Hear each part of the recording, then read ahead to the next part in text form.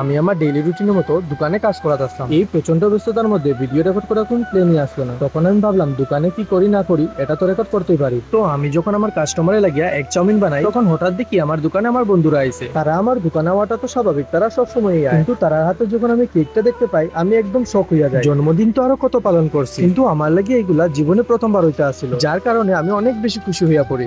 Happy birthday to you. पता नहीं कैसे गाते हैं भाई। एक ओ